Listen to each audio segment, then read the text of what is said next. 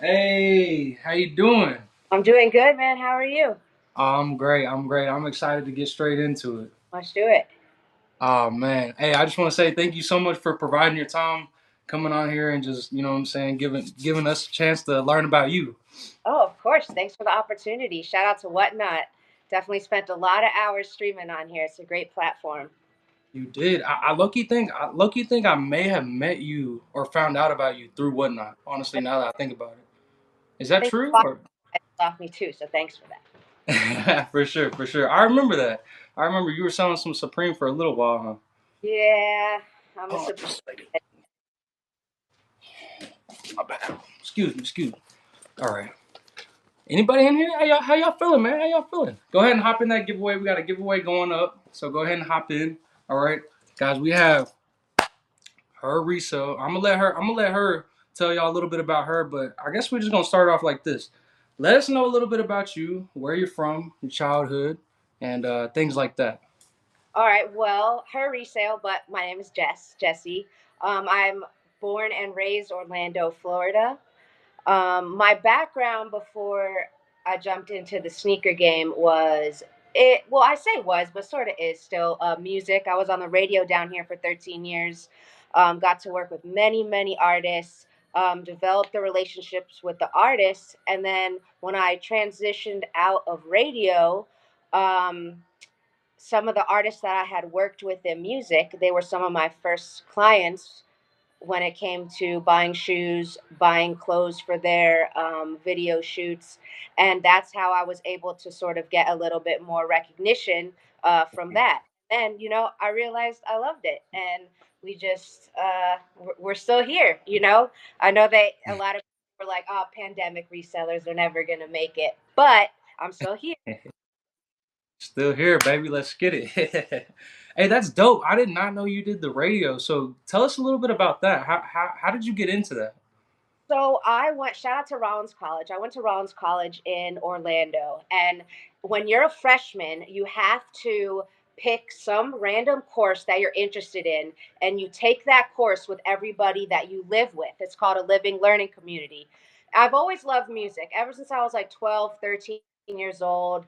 When I see my friends that knew me in like elementary and middle school, they were like, we always knew you were going to do something in music. So I always loved it. One of the courses was the history of radio. So I took it and I fell in love with it. And my college had a radio station. And what was unique about my radio station was that any song that we played on the radio station would actually count for BDS spins. And that's what record labels use to track, like, if an artist is performing well in a market or not. However, there was only at that time like three or four college radio stations in all of the United States that actually tracked spins. So when you look Oh, at or when commercial radio stations, all of them are tracked. The college radio stations typically are a smaller market, so they're not. So because of that, I right. sort of used my advantage, and I would reach out to Def Jam, reach out to Atlantic, because I dealt with, if you can believe it, I was a hip hop. So I was a hip hop music director, and I had at one point 13 hip hop radio shows down here in Orlando. And yeah, then I got to interview everybody: Big Sean, Wiz Khalifa, Nipsey Hussle, DJ Drama, Roots. Oh, the list goes on and on. I had so much fun. But that's how I started, because you had to pick some random class that you were interested in. I really liked it. And then I volunteered for the radio station, spun classical music for a full year at noon every day so that I could earn a spot. And then I just took advantage of the opportunity. Wow, that's amazing. That's super dope. Yeah. Yeah, you said 12 years, 13 years? I was on the radio for 13 years. I worked for the station for 14. Yeah. Wow, that's amazing. Music always has my heart. I dabble a little bit nowadays, but the thing about music, man, is I love it, but it's like it's a shisty industry, and that's just not really my personality, and not to mention you work your ass off and then you only get paid like three times a year if you're lucky. So, Okay. you Okay. know, So I definitely a like to different think, life than okay, you want a shoe, you pay for the shoe. I get money right there. So, it's difficult, but I love it. I have, it's my heart. I still work with a couple of Orlando artists. And, I don't think I'll ever be able to like give it up entirely. I am going to be starting a podcast. I know everyone and their grandma has a podcast, but I definitely want the music and the sneakers. And I also really like sports. So that should be coming, the end of this year, top of next year. Hell yeah, that's what's up. Well, shit, I can't wait to tune in because I Yeah. love podcasts. I've always loved them, man. So I'm excited to see what everybody else can bring to the table for sure. Oh, yeah. So, were you always into sneakers? Like, were you a collector before you started reselling, or did that Oh, kind of just? well, You're fine. um, so I got into sneakers because obviously, working with music artists when I had nothing, like I wasn't a part of the sneaker game at all. They would hit me up and be like, Jess, we need this, this, and this for a music video. So I already knew that like high end clothing like Supreme and stuff like that, and then obviously like the hottest sneakers or something that's like truly in demand. So I had to, we all go through life's up and downs. And right before the pandemic, I had a little bit of a situation. I had to sell all my sneakers that I had, and I realized like, damn, that was pretty easy, right? Because I had a couple Jordan 4s, nothing crazy. I had about like 7 pairs of Jordans that I sold, right? And then I took that and was like, okay, that was a nice flip. And I went to like the Plato's Closet and the thrift stores around Orlando, and I picked up like some used Supreme and stuff like that. And then I flipped that. So the first dead stock Supreme item I ever bought was Supreme Band-Aids. And then able to grow my entire business off of just that initial investment of selling my used Jordans back in 2018. Hell yeah, hell yeah, that's dope. Man, I love hearing about how people got into like sneakers and streetwear and stuff because for me, it was kind of just random. Like I seen something and I loved it, man. So I always love streetwear, man. We bring people together. So what was your first hustle? What was it? Music or what were you doing before then? I don't Were you, think I can say my first hustle live. No, I'm just playing. My, respectable?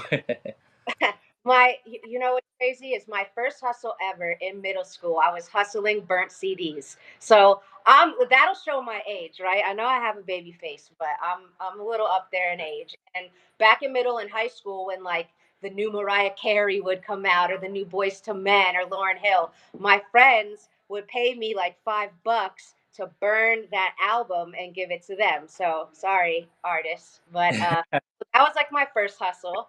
And some people are just born with it. Like I've always hustled for everything. Baloo, sorry, I got my dog that I'm watching for the weekend. So that was my first hustle. And then I would sell concert tickets here and there. And then when I worked in music, I would do the radio, but then the music or the record labels would subcontract me out to work for like if they have a specific release. So I actually worked on Drake's first project, Best I Ever Had. I did Big Sean's project, like I said, Wiz Khalifa, Nipsey. Um, and then I worked with DJ Khaled and the Runners for many, many years. So all of DJ Khaled's and We the Best, like all of their music in the first, maybe I would say 5 or 6 albums, I was a part of that. And then it grew. I've always hustled, and I just sort of transitioned. And we'll see what's next. Right now I'm enjoying the sneaker and streetwear, but we'll see. Who knows? Maybe this.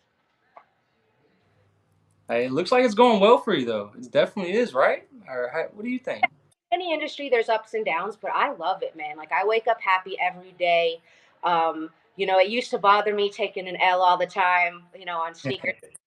You get used to it, and it's so exhilarating and thrilling. My friends make fun of me all the time because if I'm like at their house and I hit a shoe, even now, hell yeah, I get all excited and everything because it's like that thrill. So Hell yeah, I like it, and I think I'll stop when I stop having fun. But right now, I'm having a blast. for sure, for sure. So I just want to touch on a couple of those artists. Who was your favorite artist to work with? Because those are some big names. Those ain't no regular names you're talking about. So overall, my favorite artist to work with would be Currency, and he's someone that I've known for many, many, many years. We did a lot of music work together, and then he'll buy. I mean, there was a time when I would literally ship 2 packages to him a week, right? Um, but I would have to say, obviously, like Drake, that was really awesome because I met Drake when he was with, like he was under Trey Songs, right? And he was still filming Degrassi. So that's Oh, long ago that our relationship. sheesh. Now, I don't really keep in too much contact with him now. Obviously, on to like bigger and better things. But it's so cool to see like all the old merch that I have and promo posters, and realize that like it might have been a small part, but I definitely played a part in at least that first album. And then currently Currency, just because like he's fame didn't change him. He's one of the most consistent hip hop artists. He puts out a project almost every month, and he's a big sneakerhead. Um, I don't know if you guys check out his Instagram, but he's going through like a classic stage right now. So you won't really see him with the new kicks, but you'll see him with all the retros. And fun fact, he also is like really into lowriders. So if you guys follow at Starting Line Hobbies on Whatnot, that's him. And I actually got him on Whatnot. Starting line hobbies.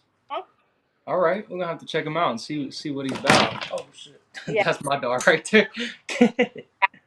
it's the same thing, but like races cars.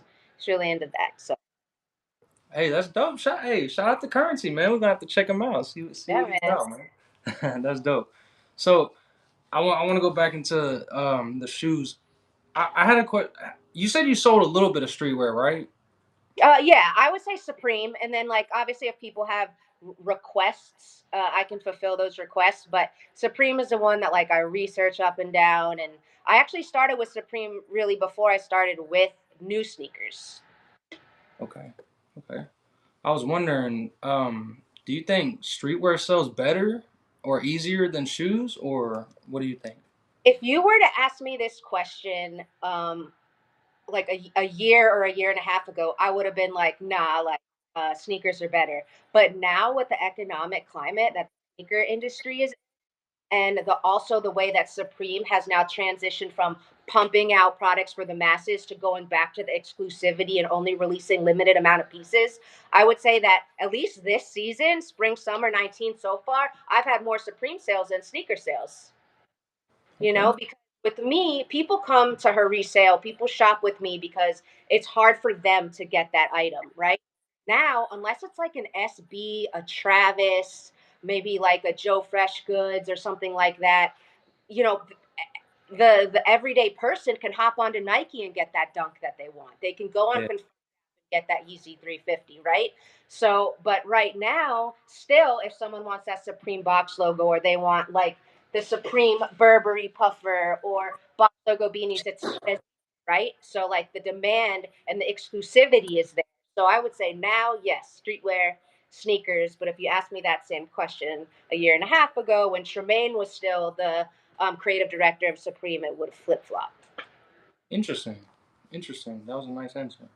So, her resell. How did you come up with that name? If I had to go back, I would definitely change my name because I Really? had no idea that resale had such a negative connotation to it, right? Does But it?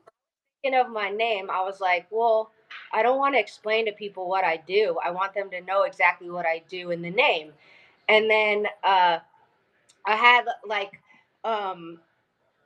I was like, I'm a girl, and obviously, there's not many women in the resale and sneaker space. So her resale just kind of came together, and I really, really liked it. But then I realized that not all, but most resellers, they don't have like the I don't know. They just has it has a negative connotation to its name. So I thought about changing it, but then I'm like, you know what? No, I'm gonna try to change the negative mindset of people or change the negative mindset that people hear when they hear the word resale, because I want them to think of me and the convenience experience they had doing a transaction with me. Oh yeah. Oh yeah. For sure. So, what do you mean? What do you think is negative about the resell, or what do people say? Because I'm not too sure about that.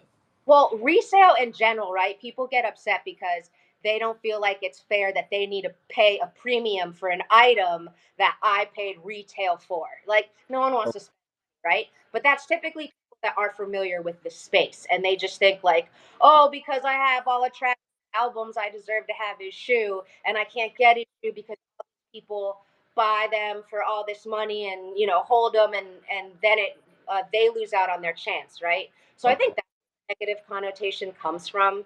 And then you have the situation with like Marcus Jordan and the trophy room one release and the backdoor, everything like that. So it has like a negative. I think it'll have a negative connotation to it, and also, there was a span too when like people would get banned from like Supreme, Nike, Adidas for having resale in their name because those companies didn't want people to spend money with, buying their products from somebody else. Reselling is not illegal. It's just, I guess it's frowned upon, right? But Yeah. and then you obviously every business there's a lot of scammers. I mean, I try to avoid it, but I definitely get scammed at least once or twice a year. It's inevitable, right? Every single company, it doesn't matter what you're in, there's always some product loss, and you Right. just deal with it. I've put a lot of videos up on my Instagram. I didn't even shout my Instagram out, guys. It's HE_resale. RESALE. So make sure you follow me on Instagram. But I do have some reels and videos on that, about like ways that you don't get scammed and things like that. So I try to like put information out that I wish I knew because nobody really mentored me.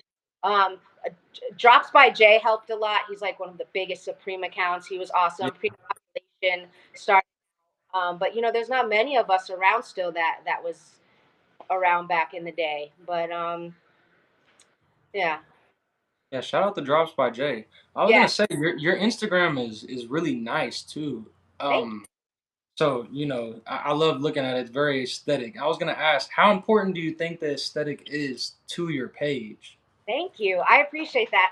Aesthetic is important, and it's so funny because I don't think I'm good at it at all.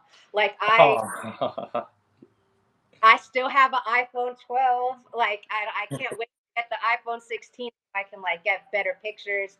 I a lot of people have told me that I need to take more quality shots. So I'm happy that you said it because with me also I do everything in house. It's difficult for me because HEResale's my baby, so it's hard for me to like delegate responsibilities and tasks to other people, and I'm working on it, but I think it's important. I think consistency, transparency, having a good aesthetic. I want people to see the exact shoes that they're gonna actually purchase. I want them to see what the box looks like. If there's a break in the box, I tell them. If there's a smudge on the shoe, I tell them. If it's missing an extra lace, I tell them. So every item that you see is one that people actually buy. It's not a stock image. I'm not taking somebody else's item and putting it on my page. So I think all that's important. And I love my rug. So shout out to the rug station. I think they're around anymore, but that was like one of the best investments I could have made for myself. I agree. That's what I was just about to say. Is that rug is amazing because it looks just like the Fuck'em Supreme logo, and it's just so nice. Like Thank it. you. Yeah, it is the here. Hold up. Yeah, show that thing, man. That thing is beautiful. It's everyone loves the rug. They want to buy it off. Yeah, I Hey, want it. shout out to whoever made that rug because that joint is nice. You shout out Carlisle, the rug station. Oh, for real. So how well would you say that IG or like how important is Instagram to your business? Dude, Instagram is everything, and to my business. And when Instagram goes down, I used to freak out because my entire company was ran through the gram. I've recently, not, I mean, as of last year, I post on TikTok. I don't do Facebook. I haven't been on Facebook for like 11 years now. It's just like very toxic to people's mental health. And I know there's Facebook Marketplace and people go live and stuff on there, but I just stay away from that app Yeah. entirely. Um, but Instagram, and then I would stream on Whatnot, and then I would stream on another platform, which we won't mention. But Instagram is everything. But that's a gift and a curse because, like I said, when it goes down, I kind of like am sitting there twiddling my thumbs, like, what am I going to do today? I did start a website. I made the entire website on Shopify. I was ready to launch, and then I got down because I didn't have written authorization to sell Nike, Supreme, Adidas products. I had to get written authorization, and I'm just a little girl from Orlando. Like I Wow. I get written authorization from Supreme, from Nike, from Adidas. So I wasn't able to release my website, and it was pretty disheartening. I put a lot of time, energy, effort, money behind it. And so I was like, you know what? I got to take a break from trying to build a website, put all that energy into Reels and Instagram, and I'm just kind of chilling there now. So eventually, I'd love to do another website if we can figure it out. There's many websites out there that don't get shut down because of reselling. But if you do try to start a website now, and obviously, like I got into the game later on, they are going to shut you down. Damn, I didn't know they were shutting people down for that. Yeah, man.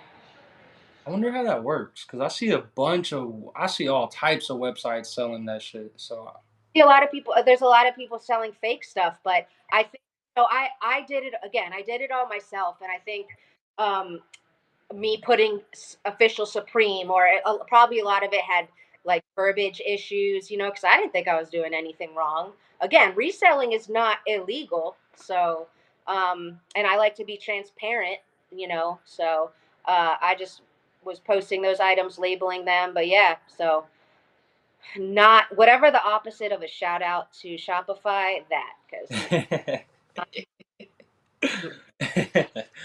man, yeah, that they suck for that for I sure. I can do another one on Squarespace, but it just took so much energy and effort. I was like, huh. But I think I gotta light a fire under my ass and do that because it'll be perfect when IG goes down.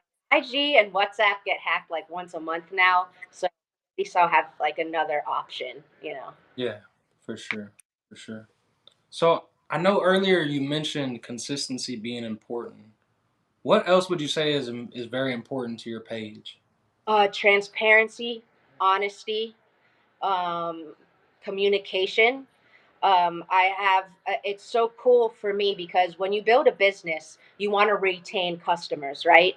So I love getting new clients, but I love even more when people that purchased off me before come back. And they come back because I provide transparency. The first thing Right. you're going to see if you go to my Instagram at HE_resale, you'll see the link in my bio is a link to almost 700 of my clients that have provided feedback. I have like 350 reviews, whatnot. I have a lot of reviews on the other platform that we won't mention. I have reviews on eBay. So, I have thousands when you add them all together of positive reviews, and I want people to see them. And if someone has a question about shopping with me, I encourage them to go to the link in my bio and reach out to the people that previously purchased items from me and ask them that experience. And that is also some advice that I give to people who hit me in my DM and they're like, Jess, have you done business with this person? Do you know if they're a scammer? I suggest, hey, like if they don't have a reference page, that's a red flag. If they don't have, if they only use stock images, that's a red flag. And like I said, I Right. made a reel about like ways to not get scammed on Instagram. And other social media platforms. So I think transparency is huge, right? There's so many times when back like early on in my career that I would buy a shoe and then the box would be super shitty when it arrived, and I'm like, bro, like, you know Yeah. I wouldn't you tell me about the box? And they're like, oh, I forgot. It's like, no, you need to tell me these things. So I definitely, transparency is huge, communication. A lot of people like to just like message me because they're having a bad day and want to talk. And for me, like I never used to be like a small talk person, but I realized like, no, like we could talk about sneakers and it really changes their mood. So just having really good relationships with your customers and your clients, because this space has a lot of sellers, right? So you do have to like be unique and set yourself apart, um, with that. Bless you. For sure. for sure. So like I said, your page is really nice. I feel like, maybe you don't think so, but it looks really nice, and I think the marketing is A1. What Thank you. marketing tips would you give to somebody that, you know, is reselling as well? So, think about it, right? Let's say if your homie was like, yo, you got to listen to the new Gunna album, right? Because your homie that you trust told you to listen to that Gunna album, you're going to listen to it because you trust them. So, word Facts. is crucial, right? Whenever somebody gets a item in for me, I say like if they tag me on their story, I'll repost it.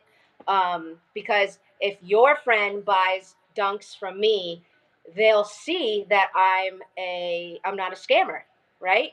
And because their friend bought me, they'll buy from me. So word of mouth is huge is huge. So with marketing, um, don't try to be fake, just try to be authentic and use what you already have. I really haven't put any money into my marketing. I just really go off of word of mouth, and I try to provide a easy and convenient experience and make it easy for the seller. You got or easy for the buyer. You guys are spending your money for not only a product but for a service. So I want to like be A1 on all fronts. Right. For sure. For sure.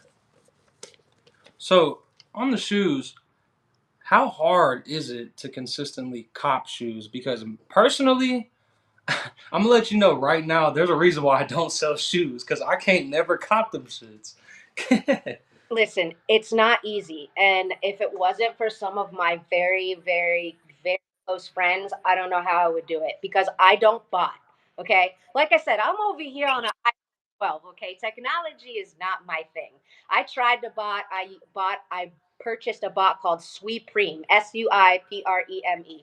And I took so many, like, I spent hours and hours thinking about researching proxies and all these things, and I couldn't even figure out a way to bot something that was sitting in stock on Supreme, so I gave up, right?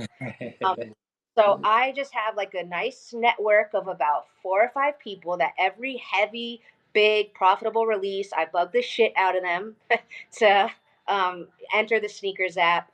And I'll be first in line if something's first come, first serve. I don't care if I got to stay out in the heat for 5 hours. You also got to do the work. There's a lot of resellers out there that think they're above that.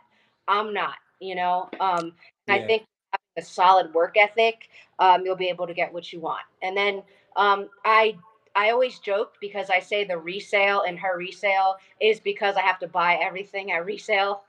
But I'm able to hit some stuff. I actually hit some Futuras for retail. That was great. Never hit a Travis Scott adult size for retail ever yet, but I hit a couple kid sizes. But I think my biggest retail dub ever was the Room Jordan ones, the friends and family. I did hit Ooh. retail, made a couple grand off that sale, and actually a couple months ago, so I've had them for forever. Sheesh, you made a couple of G's on that?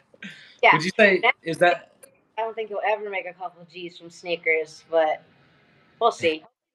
Hey, all markets are cyclical, so it should right? go. You know, we just got to survive this slow time. That's why I don't just sell sneakers. I'll do Supreme. And there's other hustles out there too. A lot of people do Hot Wheels. They do Funko Pops. They do cards. They do Facts. um, thrifting. I would love to go thrifting and be able to do that, but I just don't have the knowledge to know, like, okay, this tag is from this denim is from this collection. Yeah. I know that's like a whole other entity in itself, but there's a lot of hustles, concert tickets. Um, shit, people are reselling cars, the Tesla truck. Yeah. You gonna get you a Cybertruck or not? Oh yeah. Oh, I think I'll pass. Shout out to all the women drivers, but I'm not the best parker, and so I'll stick with my little 4-door Acura for a while. I like them Cybertrucks, man. I saw the first time like out in the wild, and definitely was a head turner. But For sure. They're I'll do. down here everywhere because Elon, he in Austin, so they're everywhere down here. Gosh, I bet. Yeah, I've only seen one. Oh I saw yeah. one twice, so they got to live around me, I think. Man, that's what's up. That's what's up. So, how hard would you say it is to sell the shoes? Would you say it's difficult, or what tips would you give somebody like to start if they wanted to start selling shoes? You got to do a lot of research because every single day Nike, Adidas, New Balance, Skechers, everything they all release between 10 to 30, 40 pairs a day, right? If it's not unique releases, it's restocks. You can't just buy everything. You have to really do your research into stock numbers and then take it further. If there's 50,000 size 10s but only 500 size 13s, the size 13 price is going to be way higher, even if it's a general release shoe. So you got to look at stock numbers. You got to look at the demand. You got to look at at colors.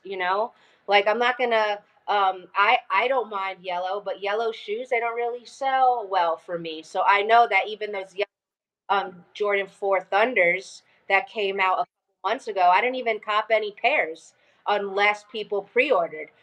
If you follow me on Instagram, I'll shout that out again. HE_resale RESALE.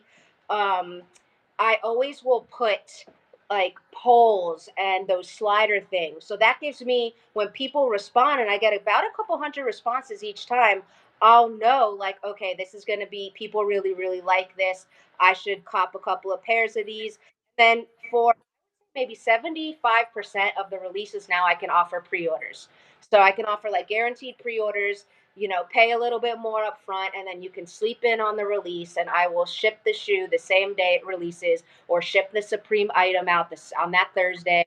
And so people are able to just relax a little and not have to try or they're working because again, everybody has these day jobs, but Nike releases at 10, Supreme releases at 11. So, Yeah, and then back in the day, Confirmed app with his shit would release at 3 a.m. that's crazy. That's crazy, man. The that app fell off, didn't it? The Confirmed app. It did. Recently, there's a couple. They've been re-releasing some of the Yeezy restocks because they have about $250 million in inventory still. So like today they did the pirate blacks, the blue tints, and those beige and yellow Yeezy boots. And then I believe in 2 days it's going to be like 10 pairs of slides and foam. So if you guys do want to grab some stuff off the Confirmed app, definitely be checking that because they are releasing in the next 3 quarters the rest of the $250 million of stock, and then that'll be it.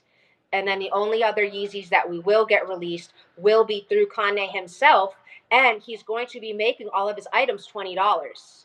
So there will be some more Yeezy shoes. I don't know what they look like, but they will be $20 because he does want all like the masses to be able to afford them. That's what's up. I was gonna ask, what do you think about Kanye's situation with Adidas and how all that went down? And I'm Jewish too, right? So like for him to say all that shit, like it was like a little definitely more sensitive for me. But I even was, I was talking to my family about this because I'm like, man, like I would sell a lot of Yeezys. That was a good 50% of the income that I would come in that I rely on to pay my rent, pay my bills, right? I was like, I didn't really want to boycott that just because talking talking shit about my ancestors and my people. We know that Kanye, ever since he got into the game, has always said outlandish comments, right? And Yeah, the beauty of living in America is that we do have freedom of speech. We can say what we want, and it's really up to the public if they want to engage or not. So I even had like an internal conflict and spoke about it with my family. Like, am I doing a bad thing here? Because I don't want to promote him per se, but I did love his music, and um, he's out here spewing hate speech about the Jewish people. But then if I stop, that's 50% of my income that I'm losing. So I didn't even have to really make the decision. Kanye went and was like, oh, who wears 350s? They're lame. No one buy Adidas. No one buy Yeezys. So he kind of just did that. I have about, let's see,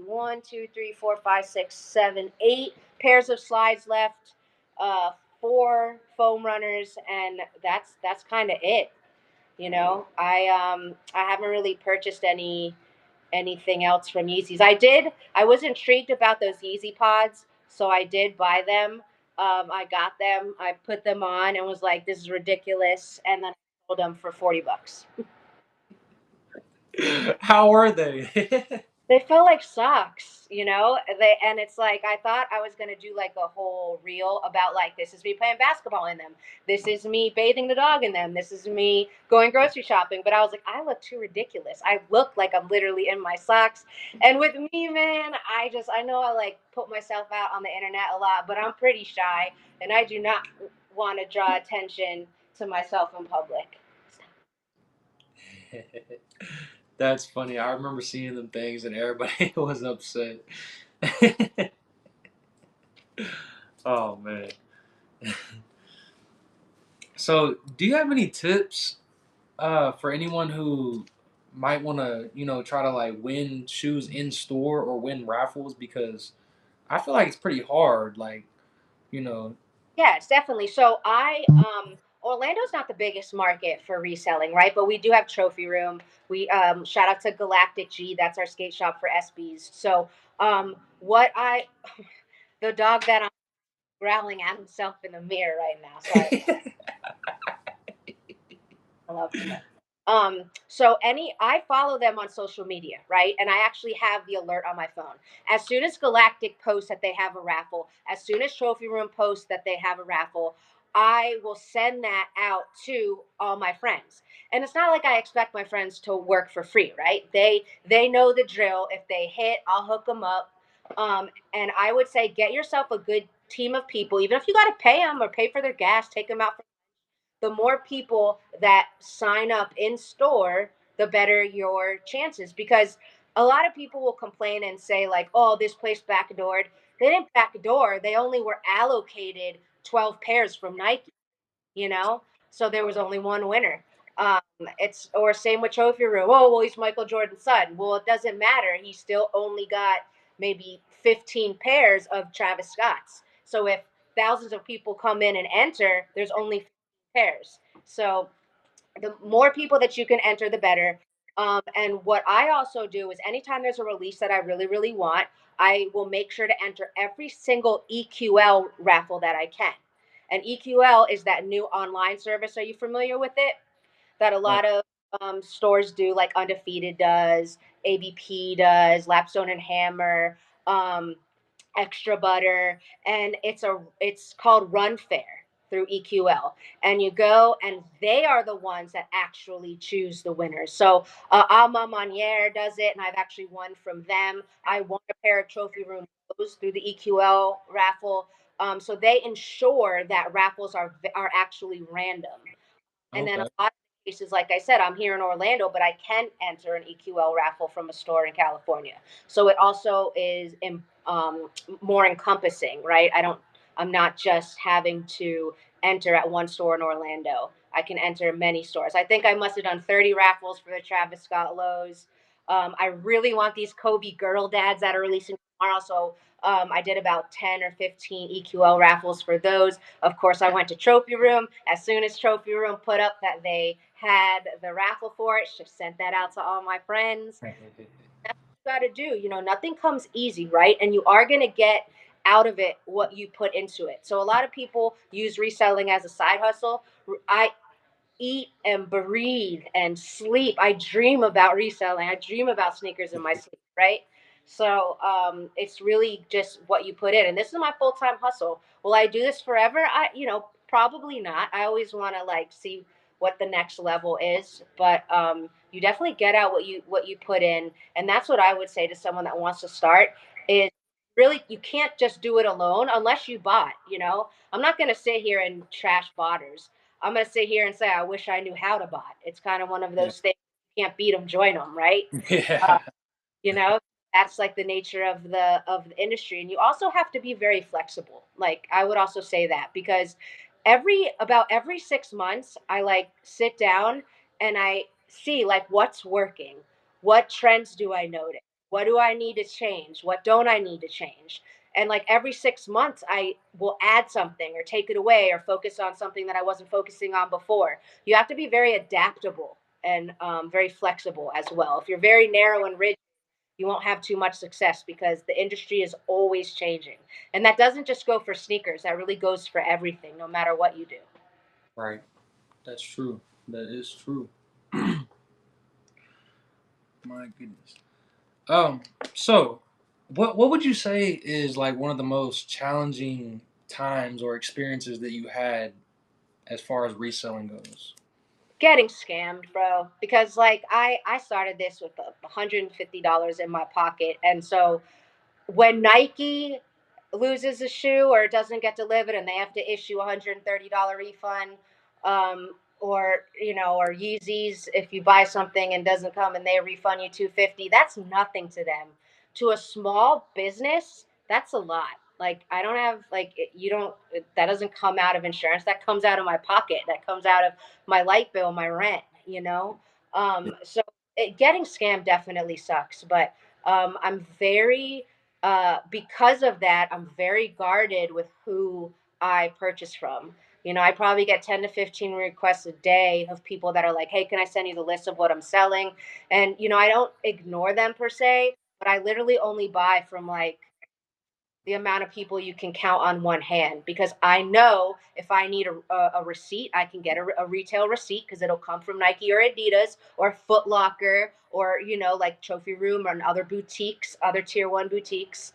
But yeah, I would say the scams, man. You know, that sucks. And also kind of a little bit having to adapt to like putting out reels and getting behind the camera. Like on the radio it was nothing because I would like just talk, I wouldn't be on the camera so much, but I had to like get used to that, and that's been a little bit difficult. Like I said, I'm transparent, right? I Yeah. know people that are just like a natural in front of the camera and they feel super comfortable and all that. With me, I always like to be behind the scenes. Yeah. But in order for your brand to grow, you got to post the TikTok reels. You got to post the TikTok videos, the Instagram reels. You got to go live on these streaming websites. And then on the flip side of that, when people see that you're an actual real person, I think that build more of the trust between consumer and the person selling. So, I would say those are like the two biggest challenges per se that I've come into. Would be scamming, and then just like having to really pump out content and unique content, and me being the one that has to produce it and be the face of the brand. HEResale was cool because no one in the beginning knew who I was or what I looked like. For the first 2 years of my business, I didn't put my face on there or anything. The only Really? people who would know was I was HEResale was just my friends in Orlando. But then I started streaming on Whatnot, and went. So when you started streaming, that's when you were like, "Fuck it, I'm about to just start posting myself on here." Cameraman, and I was like, "Oh man, what about this shirt? What do I do? This and that." My stream, I was so worried because I'm like not big into technology and it was messing up and all that. But once you have a really shitty show, then everything gets easier because you're like, I've had a couple of those. you learn from it. So I'm just like, oh, this is live. People understand. And instead of me being embarrassed about it, I just kind of like laugh it off and we talk through it. Right. Yeah, for sure. So do you still stream? I haven't streamed in a while, but I'm definitely gonna get back into it. Um, I went to visit some friends for a little bit for the last couple weeks, and I just got back home. But I definitely enjoy it. I have like a nice couple of thousand followers on here, and then the other platform I enjoy too. But again, with like the sneaker market and me having like niche supreme items, people come on there and they really want like a steal. And if I paid 300 for a shoe, I don't want to sell it for 240. Right. Yeah. Um, but I love it. I love interacting with people, going back and forth, and that's also another reason why I want to start the podcast, because I really want to like interact more with the audience. But I'm gonna start streaming again, man. This was cool too. It got me back into it. I definitely miss. Yeah. I would go live a couple times a week. So Yeah. Well, I'll be excited to see you and I back and I streaming. do go live on Instagram all the time. So I know I'm not on this platform, but I do go live on Instagram a couple times a week. And again, that's HE_resale, RESALE. Yeah, I see you're always hustling on Instagram. I'm seeing it all the You time. too. I'll be seeing your posts too, and all the sales and stuff. I miss taking all those pictures of after a stream, all those items shipped and ready to go. Me too. Me too. It's been a little minute. It's been a little minute. We're gonna be back though, both of us. Yeah. Yes. We're gonna be back very soon. Very soon. So one of the this is gonna be, I think, the most interesting question. So you said it yourself. It's in the name, HEResale. How does it feel being a woman in a predominantly you know man industry? Because I So, see how you feel. I if I didn't have the experience of working in the hip hop industry as like a young white Jewish female for many, many years, getting respect of all my peers, I would be like super worried and super nervous, right? But because obviously when hip hop artists they get a bad rap because they say specific things in their lyrics that could that are derogatory towards women and things like that. And here I am promoting that same record, right?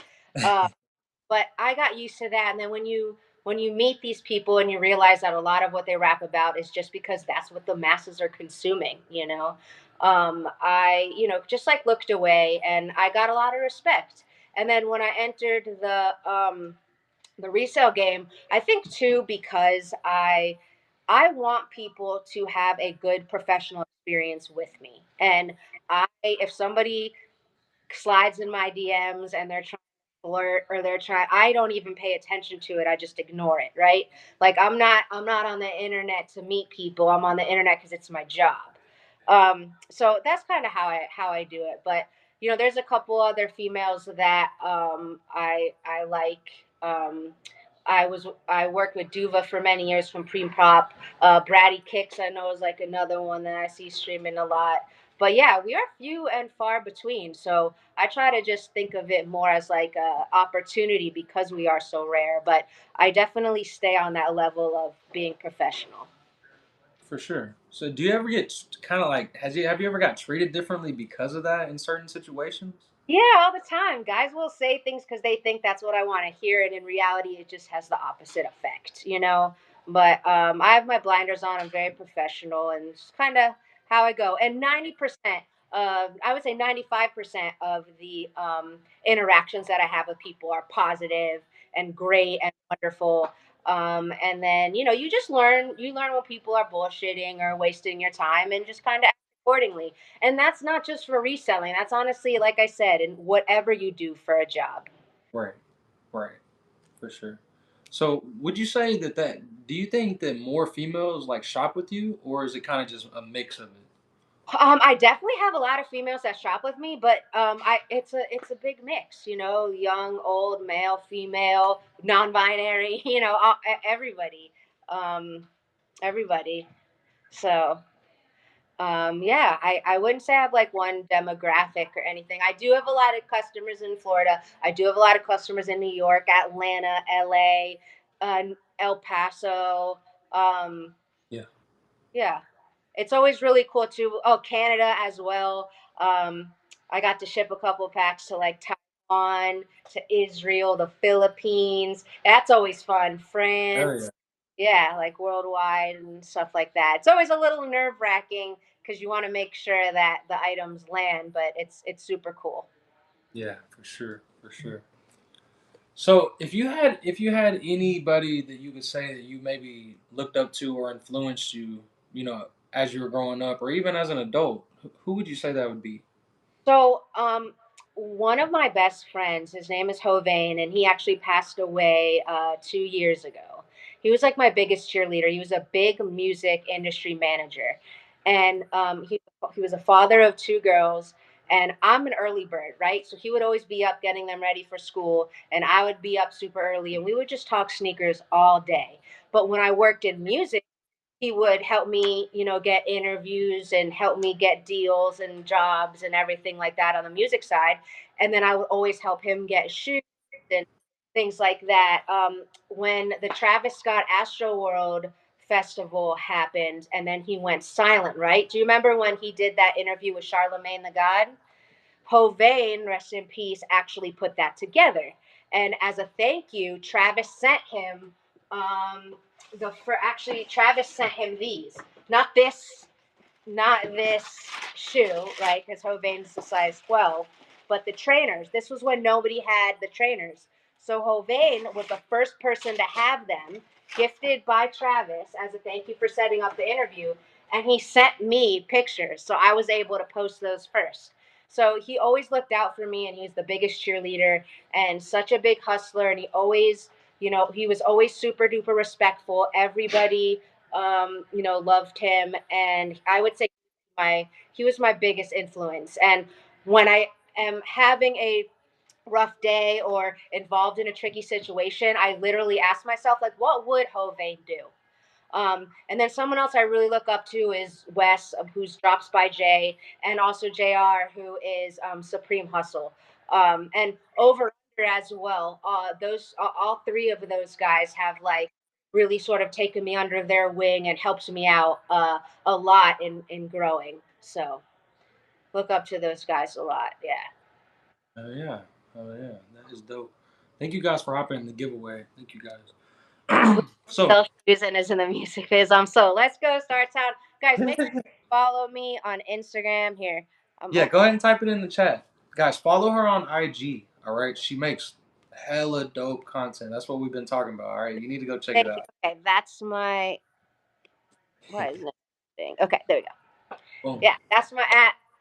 And I do a lot of giveaway. I see you be doing the giveaways all the time. I do a lot of giveaways as well. I really love to give back, man. This is so great. People got to go to jobs they hate every day, and I get to like wake up and sell sneakers and Supreme. Like I wouldn't be able to do that without everybody. I love the support. I don't take a second of it for granted. And so, like, if I don't have the shoe, I'll put the time and effort into finding it. And I really put a big emphasis on providing a good experience for the buyer. You're paying this money for a reason. So I try to make it easy, no bullshit, keep everyone updated on when things are shipping. I ship very fast. So Oh yeah. gotta hold it down for the women, man. Hey, you definitely are. You definitely holding it down, man. Shout out to HEResale. Thank you. Thank you. So, do you have any long term goals for HEResale? I know you said you're not sure about what you want to do or things come and go, but Well, I feel like the standard answer that online resellers would say would like I want to open a brick and mortar, right? I don't. I would say a long term goal that I would really like to do in a perfect world is do that podcast, have that podcast take off. When you're creating a podcast, you really need to have like a niche, right?